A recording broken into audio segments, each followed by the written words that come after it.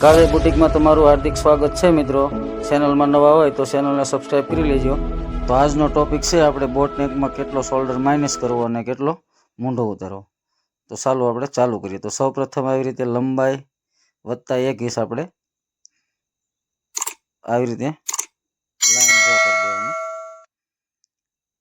પછી આપણે આવી રીતે જે છાતીની લાઈન, તો એ છાતીની લાઈન આપણે 6 ઇંચ છે મિત્રો। આવી રીતે 36ની સાઈઝનું આપણે બ્લાઉઝ બનાવી રહ્યા છીએ આપણે મિત્રો અત્યારે। તો આવી રીતે આ છાતીની લાઈન આપણે ડ્રો કરી દીધી। અહીંયા આપણે બોડી ઉપરથી આવેલો શોલ્ડર 14 છે, તો 14નો બીજો ભાગ 7 પ્લસ આપણે અડધો ઇંચ સિલાઈ માર્જિન। તો આવી રીતે પહેલાં અહીંયા નિશાન કરશું। પછી મિત્રો આપણે અત્યારે 4 થી 6 ઇંચ જે બને બોટનેક, એની માટે આપણે 1 ઇંચ શોલ્ડર માઇનસ કરશું અને આવી રીતે આપણે 3.25નો શોલ્ડર રાખશું, એટલે આપણે 3 ઇંચનું ગળું આવી રીતે બને મિત્રો। તો 3 ઇંચ આપણે ગળાની પહોળાઈ થઈ ગઈ ત્યાં।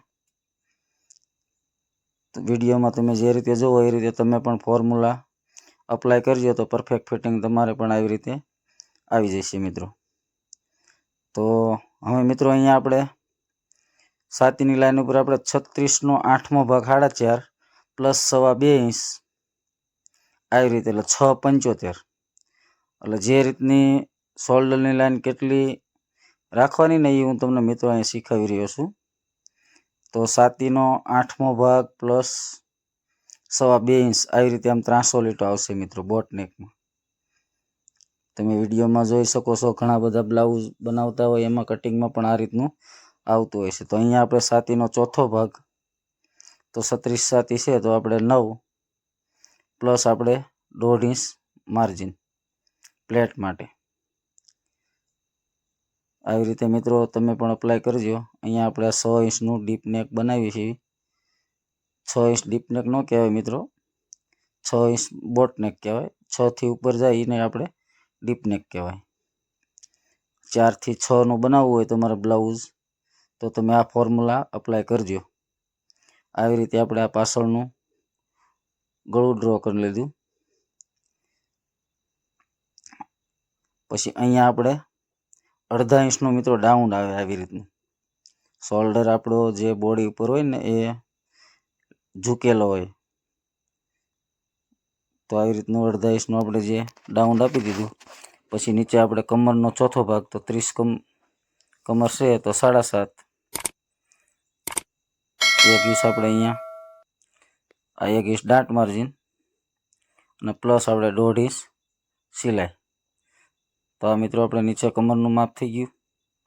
તો આવી રીતે આપણે એને લાઈન ડ્રો કરી દેવાની, બે ઉપર નીચેની મેળવી દેવાની। અહીંયા આપણે પછી આર્મહોલ મિત્રો તમે આમાં આર્મહોલ વધારે ઓછો પણ કરી શકો। 36ની છાતીમાં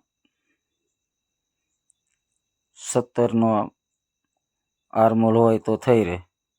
પછી કોઈ કસ્ટમર એવું હોય કે એને 16નો પણ આર્મહોલ હોઈ શકે, તો એ મેં તમને સેટ કરતાં શીખવાડ્યું કઈ રીતે સેટ કરવાનું। તમે મારા બીજા વિડીયો જોઈજો, એટલે એમાં આગળ આપણે વિડીયો બનાવેલા છે। અહીંયા આપણે 5.5 ઇંચ ઊંચે દાંટ લેવાનું છે। તો આ રીતે આપણે દાંટનું નિશાન કરી દઈશું। હવે આને આપણે મિત્રો કટિંગ કરી લઈશું।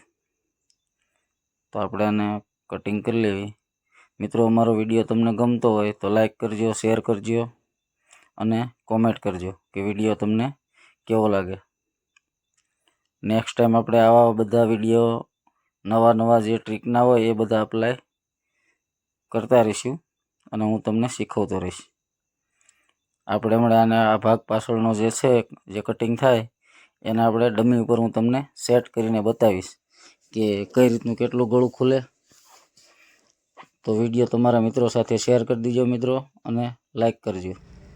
જો મિત્રો તમે જોઈ શકો છો, આપણે આમાં 6 ઇંચ ગળું ડીપ કર્યું એટલે આટલો આ ભાગ ખુલ્યો, એટલે આ શોલ્ડર આવી રીતે નીકળ્યો. તમે ડમી ઉપર જોઈ શકો છો. જો મિત્રો આપણે 14નો શોલ્ડરમાં જે માઇનસ કરીને કટિંગ કર્યો, તો હવે આપણે 6 ઇંચનો કટિંગ કર્યો ને એવી જ રીતે આપણે 8 ઇંચનો કટિંગ કરશું. એમાં કેટલો શોલ્ડર માઇનસ કરવાનો થાય ને એ તમે જોજો. અને એની પછી આપણે નેક્સ્ટ વિડીયોમાં 10 ઇંચે આપણે ગળું બનાવશું, તો એ વિડીયો તમે જોજો. અને પછી આપણે 12 ઇંચ અહીંથી ડીપ નેક બનાવશું, તોય પણ આપણો શોલ્ડર ક્યારેય ઉતરશે નહીં. તો તમે વિડીયોમાં બન્યા રહેજો આગળ.